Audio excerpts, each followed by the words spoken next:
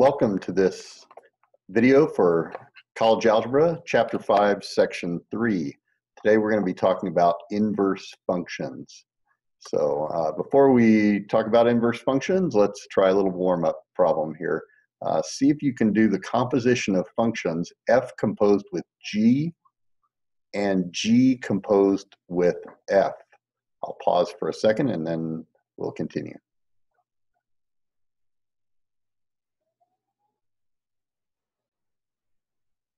All right, hopefully you have finished that up now, and I'll go ahead and show you the solutions here. First, f composed with g. Remember, that means that f, the function f, is going to swallow up the function g. So everywhere I see x in the function f, I'm going to replace it with the function g.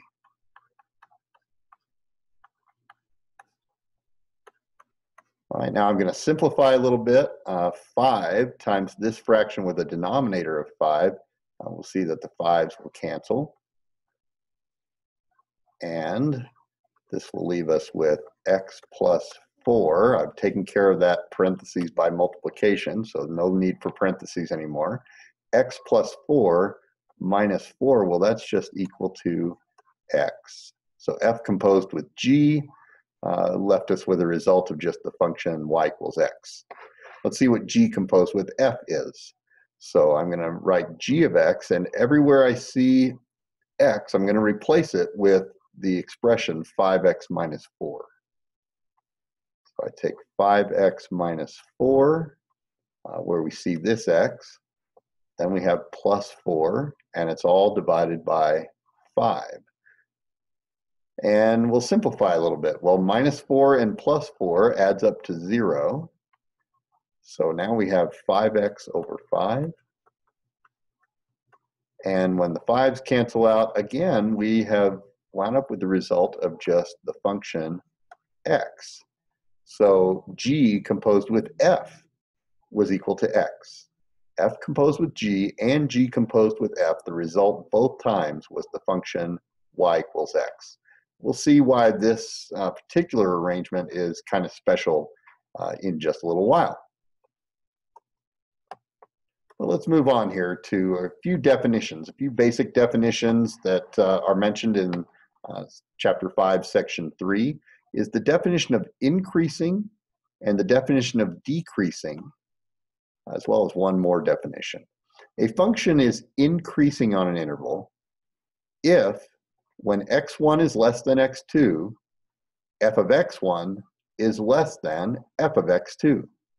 That means when an x value is less than another x value, the function value that goes with that first is less than the function value that goes with the second.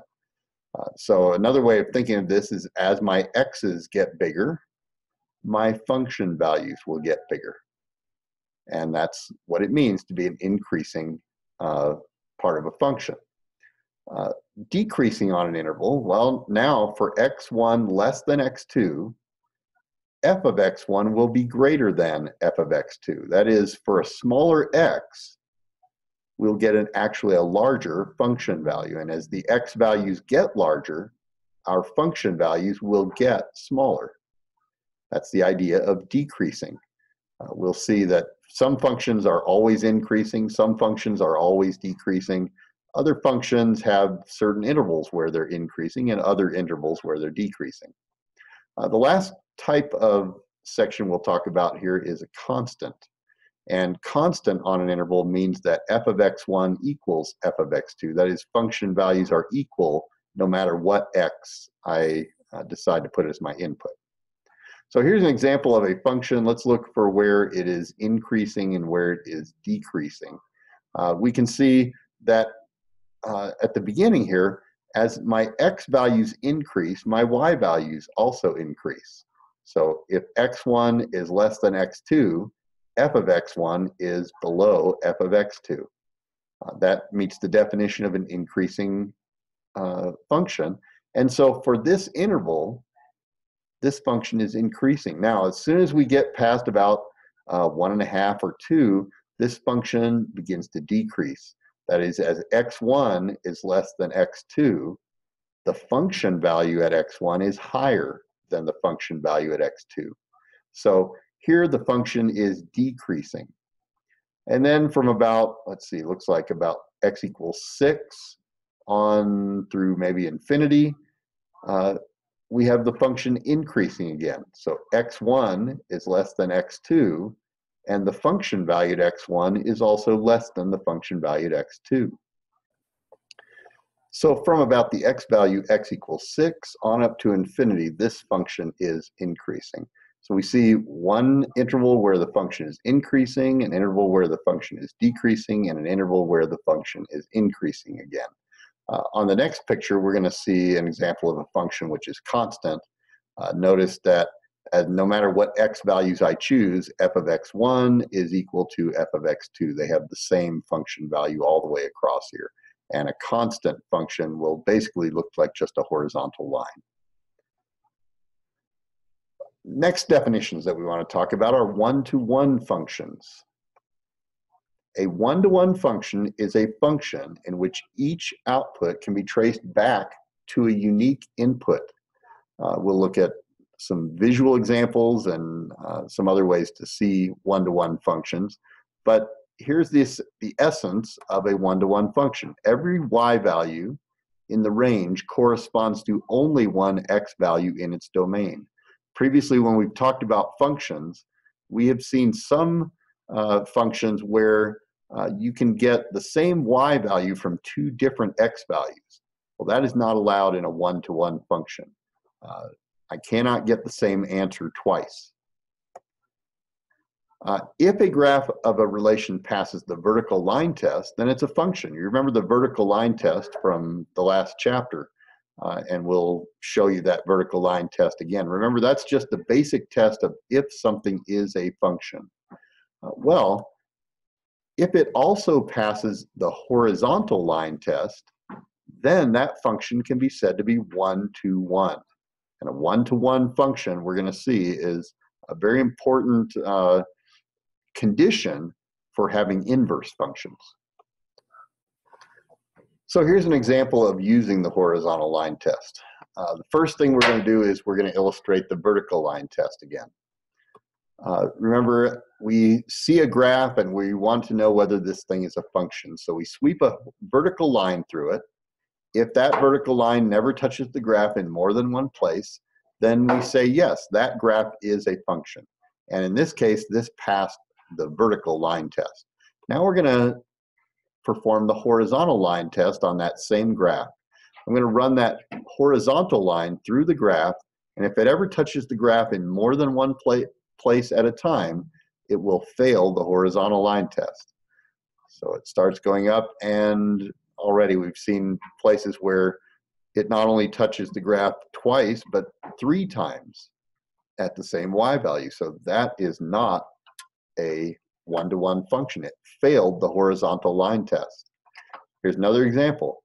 Well, this one fails the vertical line test. So it's not even a function, much less a one-to-one function. It also fails the horizontal line test. So not a function, definitely not one-to-one. Here's another graph. Let's see if it passes the vertical line test. It seems to pass the vertical line test, so it is a function. Let's see if it passes the horizontal line test. As the horizontal line starts to move up, we pretty quickly run into a place where it touches 2 places on the graph at once. This is not a one-to-one function. It's just a function, not one-to-one. Here's another example. This graph passes the vertical line test. This graph also passes the horizontal line test. There's no place where the graph touches that horizontal line in more than one place. So this would be considered a one-to-one function. Here's another graph. We'll run the vertical line test through, and it passes. This is a function. We'll run the horizontal line test. It also passes the horizontal line test. So not only is this a function, it is a one-to-one function. And finally, here's another graph.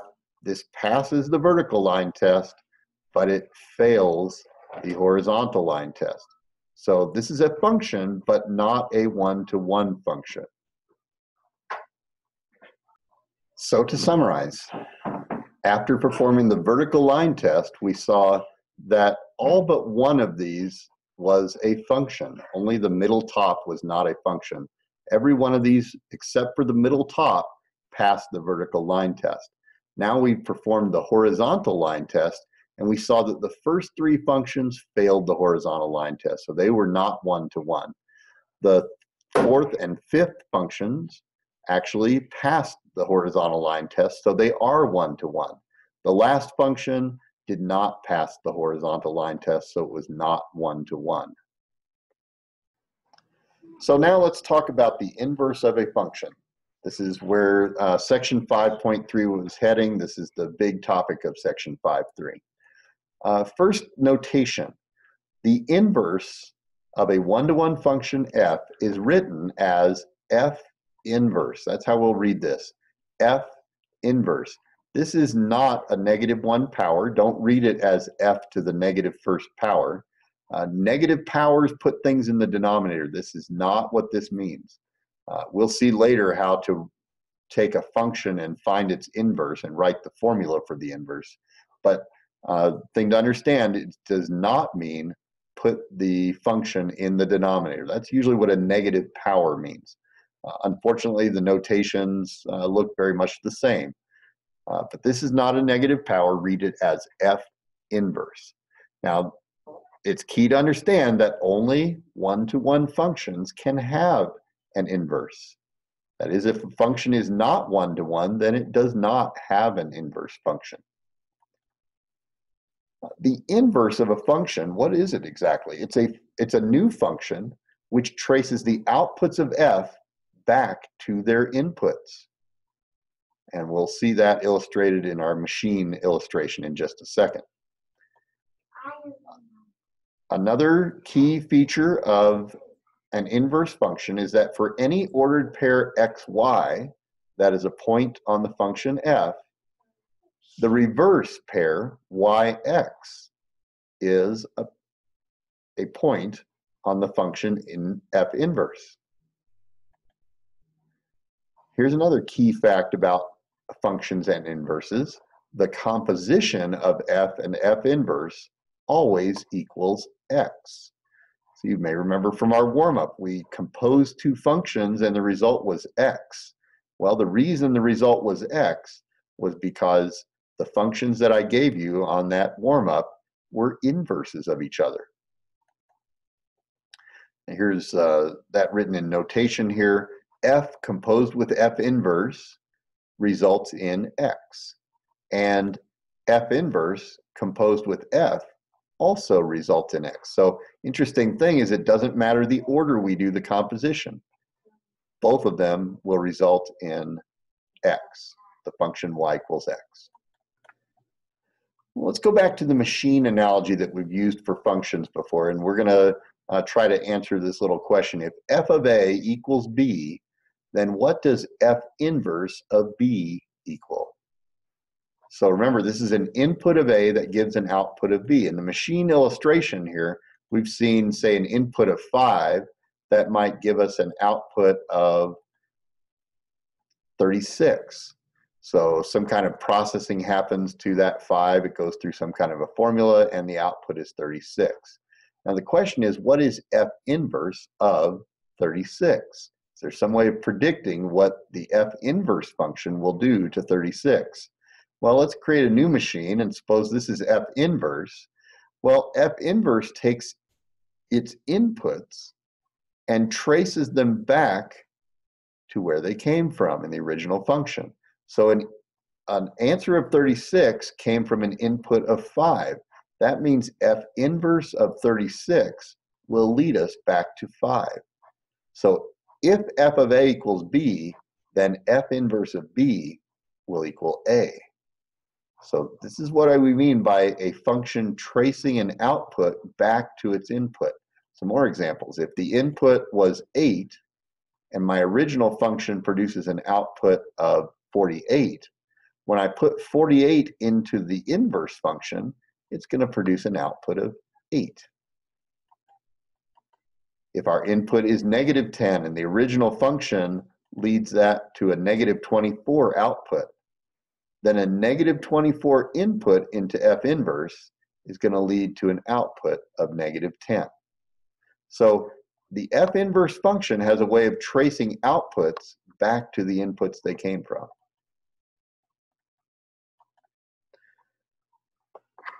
All right, let's use composition to verify that this function is the inverse, or each of these functions is the inverse of the other. So this is basically what we did in the warm-up. We want to compose F and G in both orders. We want to do F composed with G.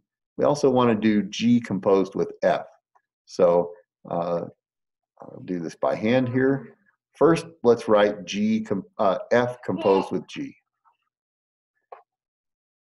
And remember, this is the little open circle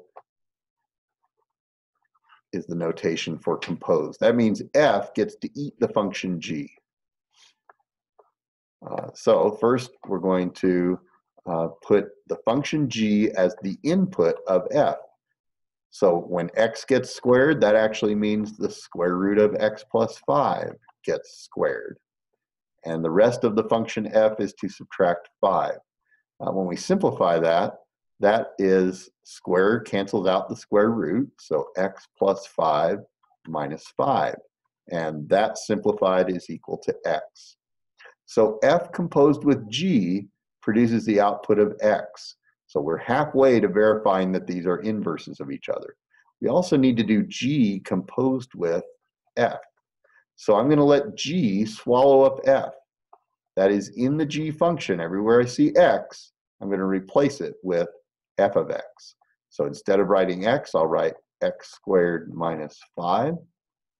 And then also in g of x, we have plus 5. And let's simplify that. The 5 and the negative 5 cancel out. We have the square root of x squared.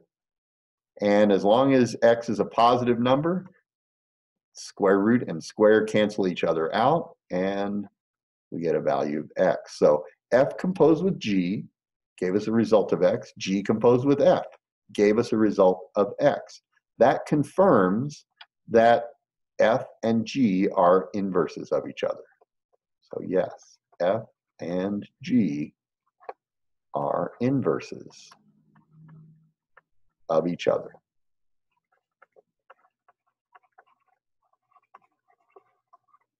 Let's also examine what the graphs of f and g will look like.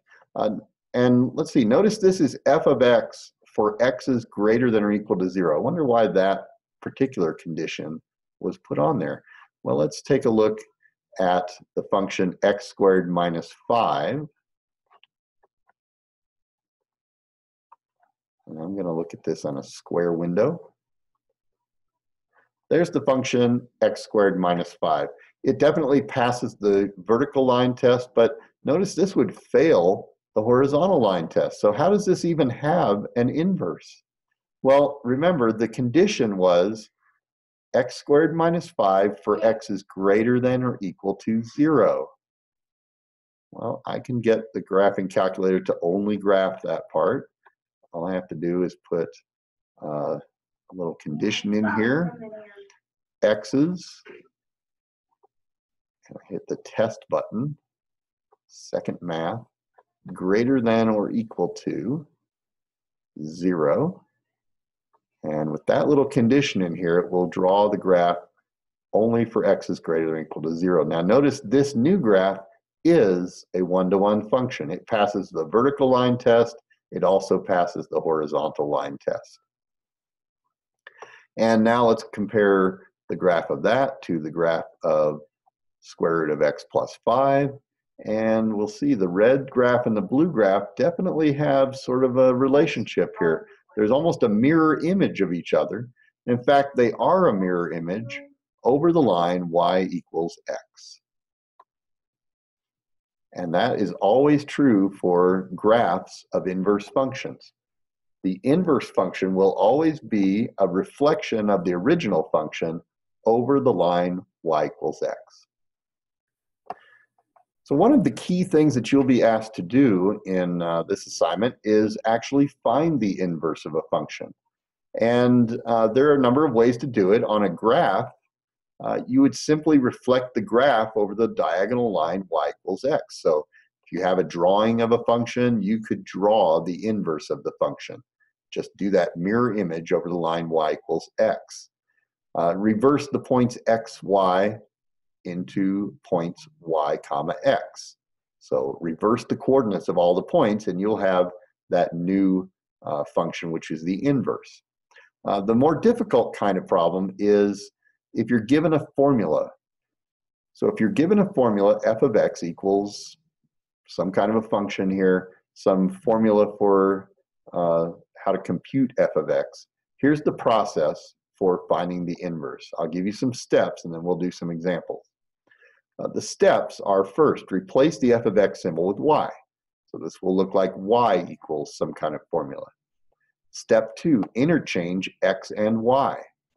Step 3, solve for y. This is probably where most of the work is going to be involved. And step 4, replace the y symbol with f inverse of x. So let's see a number. I've got several examples of this. And hopefully by following these examples, you'll be able to do the same process on the assignment. So here's the first of 4 examples. In each case, the instructions are going to be find the inverse and state the domain of the inverse function. So we'll follow the process that I outlined on the last page, and then we'll talk about the domain. First step in the process is change f of x to be a y. So I'll write this as y equals 4x minus 5. Step 2 is to interchange x and y. So where I see y, I write x. Where I see x, I write y. The next step is where most of the work is involved. This is solving this equation for y. So I want to isolate y, get it by itself. First, I might need to get rid of this 5, so add 5 to both sides. X plus 5 is equal to 4y. Y is still not by itself, so I need to divide both sides by 4 to be able to cancel out that 4.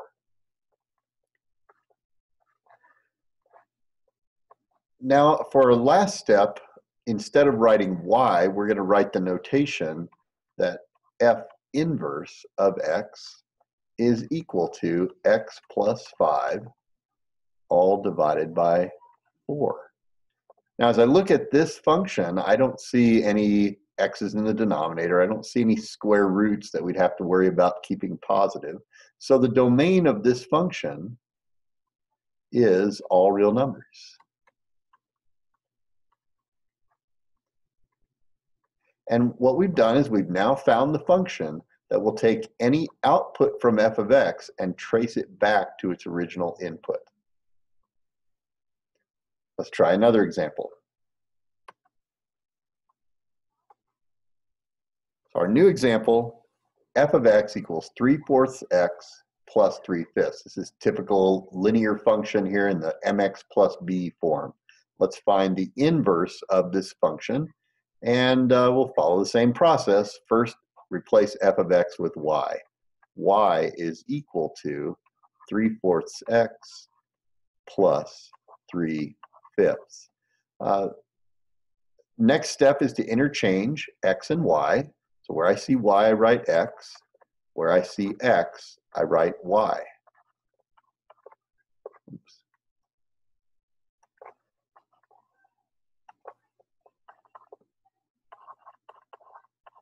Now is where the work starts. I need to isolate this y, solve this equation for y. Well, one of our good techniques we know for fractions is to multiply by the LCD. That will clear these fractions. Multiply by, and the lowest common denominator for a 4 and a 5 is the number 20. 20 times x is 20x. 20 times 3/4 y is 15y, because 15 is 3/4 of 20. 3/5 times 20 is 12, because 3/5 times 20 is 12. Now I can more clearly isolate the y. I can subtract 12 from both sides. We have 20x minus 12 equals 15y. And as a last step, I can divide both sides by 15. And again, when I write my final answer, I'm going to do that final step of, instead of writing a y, I'm going to replace the y with the notation F inverse. F inverse of x is equal to 20x minus 12 over 15. And here again, the domain of this new function is all real numbers. So this function will be able to take any output from f of x and trace it back to its input. So our third example, we're going to consider the function f of x equals x plus 1 over x minus 2. So let's see if we can follow through our process again. Replace the f of x with a y. Y equals x plus 1 over x minus 2. Interchange y and x. So where I see y, I write x. And wherever I see x, I write y. Y minus 1 over, y plus 1 over y minus 2. Here's where the work is involved.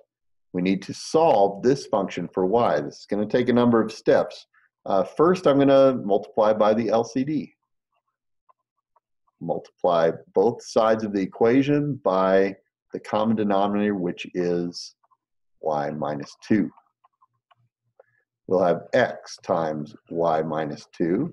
And when we multiply the right side times y minus 2, the denominator will cancel. We'll have y plus 1. Our next step, I'm going to distribute x. We'll have x times y minus 2x equals y plus 1. As another step, I'm going to get all the y's on the same side. I'm going to get all the things that don't have a y on the same side. So I'm going to add 2x to both sides. I will subtract y from both sides. And we'll wind up with the expression. I'm going to come up here since I'm starting to run out of room. xy minus y on the left side of the equation because the 2x's cancel out. We'll have 2x plus 1 on the right side because the y and the minus y cancel out. We're almost done here. In order to get y by itself, my next step is going to be to factor. I'm going to factor a y that both of these terms have in common, factor it out, leaving x minus 1, because if I distribute y into this parentheses, I'll have x times y and a minus y. And as a final step, to isolate the y value, I'm going to divide both sides by the factor x minus 1. Divide both sides by x minus 1. So as my final step here, we will write the notation f inverse of x is equal to 2x plus 1 over x minus 1. Now, the domain of f inverse, notice that the domain of this function is all real numbers except x equals 1. I do not want x to equal 1. If I put a 1 into this function, I get 0 in the denominator. So it means I could trace any output of f of x back to its input except if the output is 1. Well, that seems strange. Why should I be able to trace every other output back to its input, but not the output x equals 1? Well, let's take a quick look at the graph of x plus 1 over x minus 2. And let's see if there's anything interesting about the output x equals 1. Let's see, I'll do a zoom square here. So here we go. It's drawing this function. Notice that x equals 2. We have a vertical asymptote. That's why x plus 2 is not in the domain of the original function. But notice also the output of 1 actually never happens. Let me add in the graph here of y equals 1. And notice that that is never an output that will come from the function f of x. There's a horizontal asymptote there at y equals 1. So turns out that's okay for our domain of the inverse to not be able to trace 1 back to an input, because there is no output of 1 that would ever trace back to any input. All right, we have one more example to take a look at. Our final example, f of x equals x squared plus 6. Only for x is greater than or equal to 0. So remember why we need that restriction on the domain of f of x.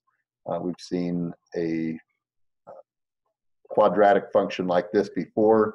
X squared plus 6 normally has the graph looking like a parabola with a y-intercept of 6. And this is not a one-to-one function. It fails the horizontal line test. If a function fails the horizontal line test, it doesn't have an inverse.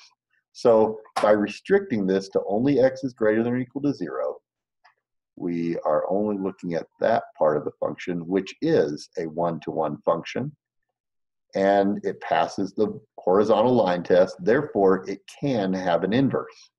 So let's find the inverse of this function.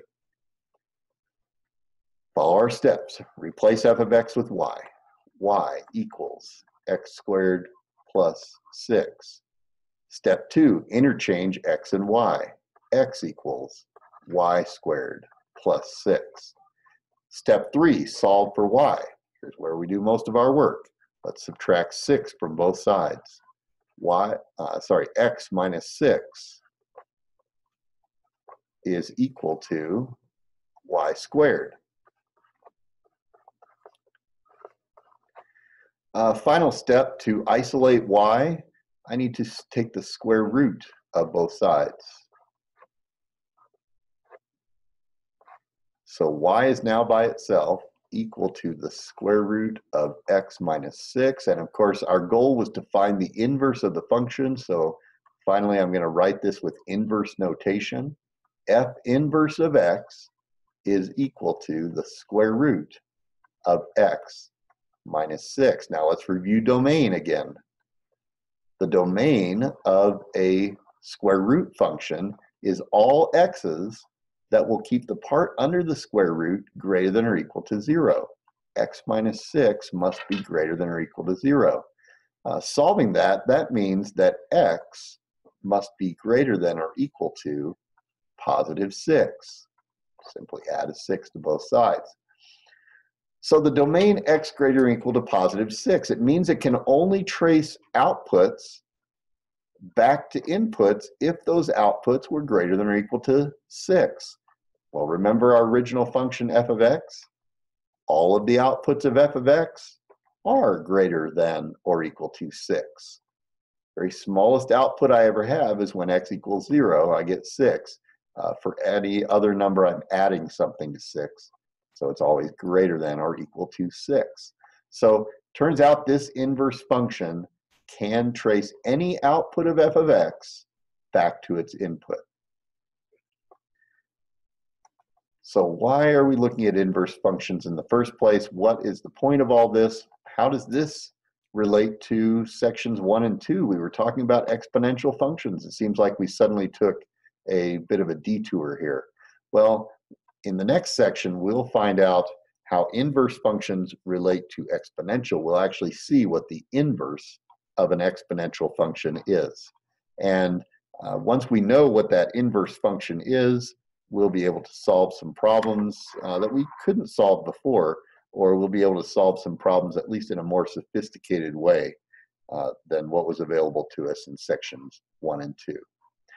For now, try WebAssign 5.3 and get a little bit of experience with inverse functions outside of the context of exponentials. In our next section, we'll look at the inverse of exponential functions. Thanks for watching.